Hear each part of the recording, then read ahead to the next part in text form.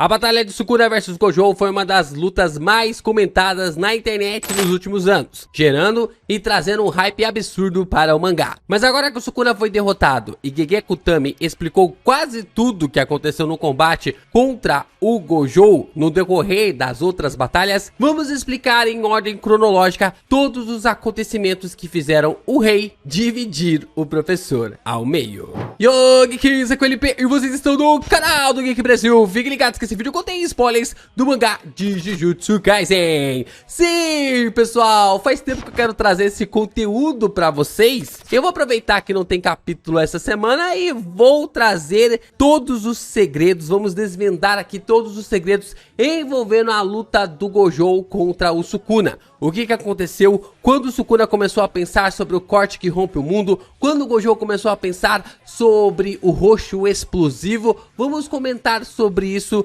logo depois de você deixar o seu like, se inscrever aqui no canal e compartilhar esse vídeo com seus amigos. É sempre importante você deixar o seu hypar, o seu like e se inscrever no canal do Geek Brasil para que o YouTube divulgue ainda mais os nossos vídeos pela plataforma. E cara, esse vídeo deu um puta trabalho, então ajuda no engajamento aí, porque vai com certeza deixar a batalha do Gojo contra o Sukuna de uma forma muito mais coesa na sua mente. Enquanto o mangá de Jujutsu Kaisen não retorna, você pode ler também a minha light novel, que é a Geluz, que está disponível com os dois links na descrição, tanto pela Novel Mania quanto também pelo Tapas. A gente faz uma lore bem interessante envolvendo, misturando várias mitologias do nosso mundo, mais os personagens criados pelos inscritos. E você pode acompanhar aqui a Geluz com mais de 130, quase chegando a 140 capítulos na faixa para você ler agora.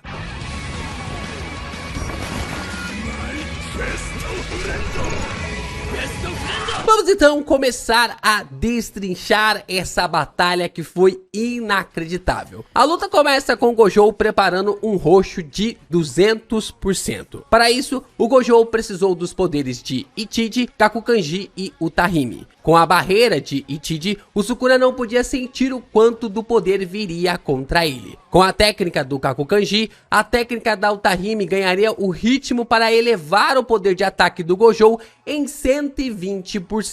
Com os selos e cânticos, o Gojo chegou no máximo do roxo com os seus 80%, atingindo assim um roxo de 200%. Todo esse cálculo aí para gerar o ataque para ir contra o Sukuna. Usando energia reversa e possivelmente fortalecendo seu corpo com amplificação de domínio, o Sukuna conseguiu resistir ao roxo do Gojo, perdendo seus dois braços. Mas logo ele conseguiu lhe curar usando a energia reversa para finalmente começar o ataque entre os dois personagens, os ataques entre os dois personagens. Assim, o duelo deles começa, mas antes deles começarem a lutar, o Sukuna usa uma metáfora de que o Gojo era apenas um peixe na sua tábua de corte. Ele estava apenas se debatendo mais que os outros, mas ainda assim não passava de um peixe. E tem um detalhe nessa fala do Sukuna: a inspiração para a migração à extinção, que em japonês é Shimetsu Kaiu, em Jujutsu Kaisen vem de um fenômeno real chamado de Shimetsu Kaiu Gyo, que significa migração de peixes à aniquilação, que é ali uma forma dos peixes migrarem de um lugar para outro e ao mesmo tempo tentarem sobreviver no processo, sem ser pego ali por aves, sem ser pegos ali por urso, e uma forma como eles tentam sobreviver neste percurso. Inclusive, no jogo, os participantes são chamados de nadadores. O kanji que é usado ali para eles, para se referir a eles, é de nadadores, em vez do kanji usado para jogadores, fazendo referência à inspiração aquática relacionado aos peixes. Sukuna estava dizendo que o Gojo, para ele, era apenas mais um jogador. Mal sabia ele o quanto esse peixe lhe atormentaria. Os dois começam a lutar e o Sukuna começa a usar sua primeira jogada para encontrar o corte que rompe o mundo. Neste momento,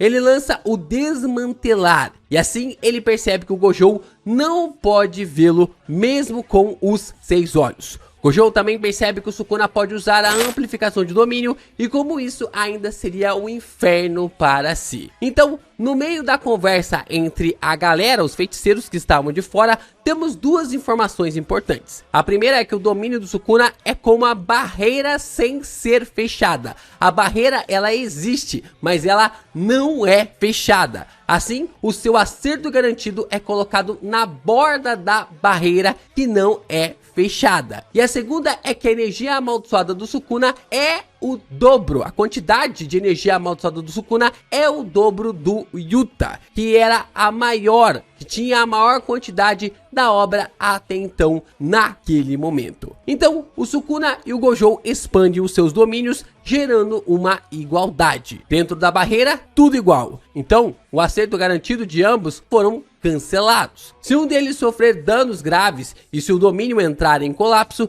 será atingido pelo acerto garantido imediatamente do seu adversário. O problema é que, como o Choso havia falado, a expansão do Sukuna era um domínio com barreira sem ser fechada. Do lado de fora, os milhares de cortes do Sukuna quebraram a barreira do Gojo, lhe deixando na possibilidade de não conseguir mais usar o ilimitado. Gojo é pego no acerto garantido do Sukuna e não consegue usar seu teletransporte por estar sem sua técnica amaldiçoada. Mas, mesmo com o acerto garantido e os milhares de cortes, a técnica reversa do Gojo agia de forma mais rápida que os ataques do Sukuna. Gojo encontra a rota de fuga da expansão, mas o Sukuna não deixa ele escapar. Então é explicado que o Sukuna não é o núcleo do santuário malevolente. O núcleo é o santuário que aparece quando o rei expande o seu domínio. Mei Mei entende que se o Gojo com os 6 olhos não ataca o santuário,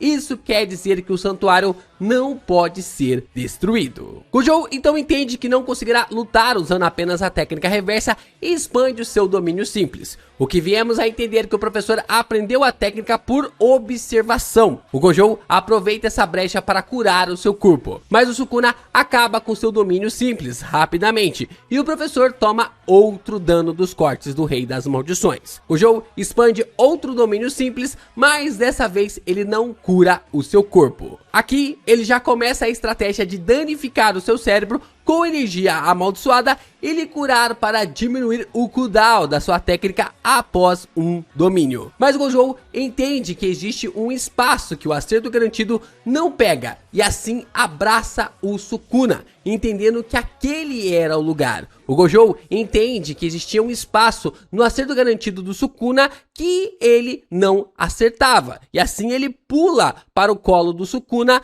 para então não ser pego no corte do Rei das Maldições. Gojo assim recupera sua técnica e lança um vermelho a queima-roupa no Sukuna, enviando ele para longe. Mais uma vez os dois expandem os seus domínios, só que dessa vez Gojo mudou a estrutura de sua barreira. Agora a barreira do Gojo era mais resistente pelo lado de fora e não quebraria facilmente como da última vez. Dentro do domínio, agora sim, Gojo consegue mostrar ao Sukuna o que era receber golpes do azul em socos, mas ainda assim o Sukuna não deixa de surpreender. Ele consegue usar a amplificação de domínio mesmo usando uma expansão de domínio. Porém, enquanto faz isso, o Sukuna não consegue usar sua técnica amaldiçoada para lutar contra o Gojo, a não ser a técnica que esteja aplicada em uma área. Só que o Sukuna acaba fazendo um pacto por saber a fraqueza da expansão de domínio do Gojo. A expansão de domínio do Gojo só acerta quem não está lhe tocando no momento que o acerto garantido se ativa. Assim, o Sukuna fez um pacto para contrair a área do efeito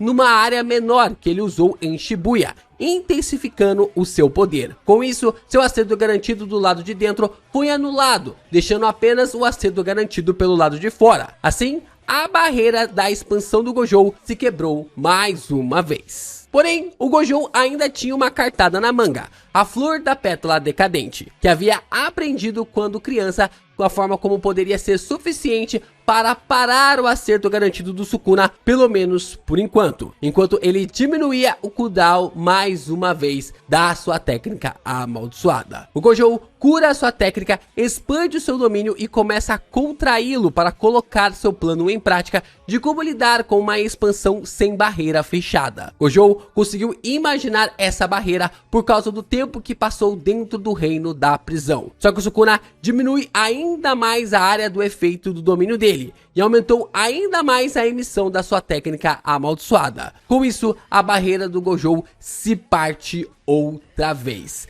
Mas a expansão do Sukuna também colapsa pelo lado de fora. O Sukuna tomou tanta porrada do azul do Gojo que acabou fazendo seu domínio colapsar e não pôde lhe manter mais, também perdendo a sua técnica amaldiçoada. Então, vemos que o Sukuna já tinha colocado seu plano B em prática enquanto estava tentando manter o seu plano A ainda ativo. O plano A do Sukuna era usar sua expansão de domínio para cortar tudo ao redor do Gojo e depois usar o caminho. Mas pelo Gojo ficar mudando as características da sua barreira, o rei não conseguiu fazer isso e dessa forma o caminho acabou sendo selado. Então é revelado que o Sukuna já tinha ativado o leme do Mahoraga na alma do Fushiguro desde o começo da batalha, como uma contramedida. Os dois expandem os seus domínios, curando os seus cérebros, e mais uma vez o Gojo começa a cacetar o Sukuna com o azul. Gojo bate no Sukuna até não querer mais, então a expansão se quebra outra vez. Quando isso ocorre, a expansão do Sukuna e do Gojo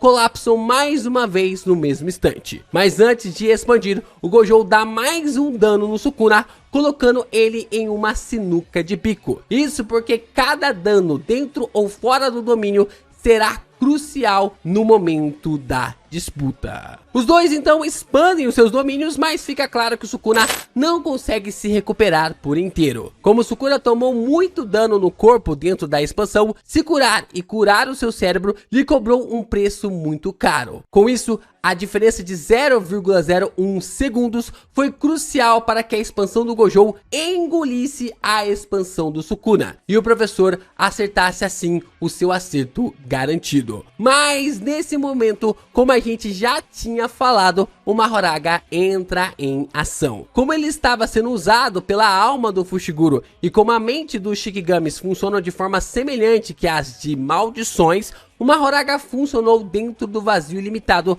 sem ser alterado. Ao ter o leme sendo usado por outra pessoa, o Mahoraga fica em stand-by até que o Shikigami se adapte à técnica do adversário. Segundo o raciocínio que vimos no mangá, assim que essa adaptação acontece, o Shikigami é invocado de forma automática para o combate, assim quebrando o vazio ilimitado do professor mais uma vez. O narrador então explica que o efeito do acerto garantido dos dois personagens estavam se anulando. O acerto garantido do Gojo era tudo dentro do domínio, enquanto o do Sukuna era tudo dentro do domínio, exceto a si mesmo. Mas nenhum efeito do acerto garantido direcionado a ele foi cancelado. Mas esse ele não era o Sukuna. O que aconteceu é que ele foi atingido pelo vazio ilimitado 5 vezes, enquanto carregava consigo a adaptabilidade. E esse alguém era, na verdade, Megumi Fushiguro. Sukuna então diz que estava mirando para acabar com a expansão do professor. Sukuna explica ao Gojo que por causa do Megumi estar se adaptando à técnica dele com as 10 sombras, ele não podia usar nenhuma técnica a não ser aquela atribuída à área do seu domínio. Gojo então diz que o Megumi estava carregando era o processo da adaptabilidade e não o resultado. Ou seja, como as duas almas não se tornam uma, então o Sukuna teria que usar o Mahoraga mais vezes para conseguir se adaptar de forma definitiva aos poderes do professor. Só que quando o Gojo tenta expandir o seu domínio para acabar com o Mahoraga mais uma vez, seu cérebro entra em colapso. Sukuna explica que a técnica amaldiçoada fica gravada no cérebro dos feiticeiros, e o Gojo forçou demais ele, e não pode mais expandir o seu domínio. Mas o Sukuna também tenta expandir e dessa forma o seu cérebro entra em colapso. Isso porque o Sukuna ficou 10 segundos na expansão de domínio do Gojo e seu cérebro dessa forma foi para o zaralho. Agora a luta seguiria sem que eles pudessem expandir os seus domínios. Sukuna começa a apanhar do Gojo de tudo quanto é lado, mas mesmo assim o leme do Mahoraga começa a se adaptar. A questão é que quando o leme está ativo, o Sukuna não pode usar a amplificação e vice-versa. O Gojo explica que o Sukuna pode usar a amplificação mesmo sem conseguir usar um domínio, porque o poder está abordado nas técnicas de barreira. Então o Gojo diz que serão necessários 4 giros do leme para adaptar a técnica dele, para que o Mahoraga se adapte à técnica dele. Mas um giro já tinha ido. Gojo dá um vermelho na cara do Sukuna enquanto o leme se adapta mais uma vez. Sukuna usa a amplificação e consegue se livrar do ataque total do vermelho. Gojo se prepara para trazer o vermelho de volta. Ele faz a volta no espaço onde os dois estavam e explode nas costas do Sukuna. Sem dar espaço para a reação, Gojo então acerta o primeiro Kokuzen no Sukuna. Sukuna então apaga, o leme cai da sua cabeça, mas o leme se adapta. E o Mahoraga consegue cortar o infinito do Gojo. Sukuna começa a proteger o Mahoraga de ser destruído pelo vermelho, já que o mesmo tinha já se adaptado ao azul. O rei até mesmo usa o poder do Elefante Max como sangue perfurante e acerta o Gojo, lhe ferindo. Enquanto o Gojo achava que o Mahoraga não lhe obrigaria a tirar mais uma carta da manga, o Sukuna então invoca o Agito, usando Nui em sua totalidade. Assim, vemos o Agito sendo formado pelos Shikigamis Nui, o Cervo, o Tigre e o Orochi, sendo usado na totalidade do Nui. Agora são 3 contra 1. Gojo percebe que o Mahoraga já estava se adaptando ao vermelho. Assim, os danos da técnica não estavam surtindo mais efeito. Assim, ele pensa que somente aquela técnica poderia acabar com o Mahoraga agora. Aqui, neste momento, o Gojo começa a criar a estratégia para explodir o roxo. Gojo começa a emendar um Kokuzen atrás do outro, aumentando sua saída de energia amaldiçoada. Mas mesmo assim, Agito consegue se regenerar por causa do poder do Cervo. O professor precisa derrotá-lo também com um único ataque. Então começa a estratégia do Sukuna para criar o corte que atravessaria o infinito do Gojo. O leme gira mais uma vez e agora sim o Mahoraga havia dado ao Sukuna o corte que ele tanto queria. Gojo perde o seu braço direito no corte do Mahoraga. Ele nem mesmo consegue desviar ou até mesmo enxergá-lo. Gojo nem conseguiu enxergar o corte que veio pra cima dele, mesmo tendo os 6 olhos. Foi neste momento que o Sukuna aprendeu a fazer o corte que rompe o mundo, mas tinha que entender um jeito de como usá-lo, sem que o Gojo desconfiasse. Ele tinha apenas um tiro e não podia errar. Gojo é colocado contra a parede e usa a emissão máxima do azul para acabar com o Agito. Só que o professor já estava pensando em trazer o azul de volta. Isso porque o Gojo começa a fazer chover Kokuzen mais uma vez, aumentando sua saída de energia amaldiçoada ainda mais. Gojo faz cânticos para trazer o vermelho, se preparando para colidir ele com o azul que eliminou o Agito e que estava sendo trazido de volta neste exato momento. O narrador explica que quando uma técnica amaldiçoada é executada, ela emite uma elevação de energia amaldiçoada na frente do feiticeiro. Sukuna conseguiu ler que era o vermelho que o Gojo estava criando, mas quando percebeu que o azul estava se aproximando também, não dava mais tempo para ele se mover. Assim, ele manda o Mahoraga para cima do azul para acabar com o poder que tinha sido mandado para cima do Agito. Mas a força gravitacional do azul fez com que o Gojo fosse colocado entre o Mahoraga e o orbe azulado. Assim, o Gojo acerta mais um golpe no Mahoraga. Sukuna chega por detrás e usa a água perfurante tentando acertar o vermelho. Mas o Gojo usa os cânticos e fortalece o azul, fazendo o ataque do Sukuna ir em direção ao orbe azulado. Não dá tempo para mais nada. Gojo usa a forma do vazio roxo e explode tudo, eliminando o Mahoraga finalmente. Sukuna fica só o pó da rabiola, mas ainda consegue sobreviver, provavelmente porque conseguiu usar a amplificação de domínio quando a explosão aconteceu. Gojo diz que talvez tenha sofrido menos danos da explosão que o Sukuna por causa que a técnica pertence a ele, por causa da emissão da sua energia amaldiçoada. Assim, o professor estava com tudo recuperado, tudo estava disposto para a sua vitória, tudo estava ao seu favor. Sukuna estava destroçado, sem o Mahoraga mais. Gojo estava com sua emissão de energia reversa recuperada. Parecia que a batalha acabaria com a sua vitória. Mas é neste momento que ocorre a maior virada do mundo dos mangás. Sukuna corta o Gojo ao meio. Então o Sukuna começa a explicar como conseguiu cortar o professor ao meio. Assim que é atingido uma vez por um golpe, a adaptação do Mahoraga começa a analisar a técnica lentamente. E ela é finalizada com o passar do tempo. Quanto mais se é acertado, mais rápido a adaptação acontece. O que o Sukuna queria do Mahoraga era um modelo que desse para atravessar o infinito do professor, ou seja, um modelo de corte que pudesse atravessar o infinito do Gojo. A primeira vez que o Mahoraga anulou o infinito do Gojo, ele alterou a natureza de sua energia amaldiçoada. Mas o rei não consegue fazer a mesma coisa, então esperou uma segunda adaptação, uma segunda alternativa. A segunda adaptação veio e era exatamente o que ele queria. Não eram os cortes de forma ali de projéteis que ele usa, era uma expansão de sua técnica. E essa expansão não era o Gojo, não era contra o Gojo, mas sim o espaço, a extensão do próprio mundo para então conseguir cortar. Assim, pouco importava sua inviolabilidade, contanto ali que exista neste mundo, Gojo seria dividido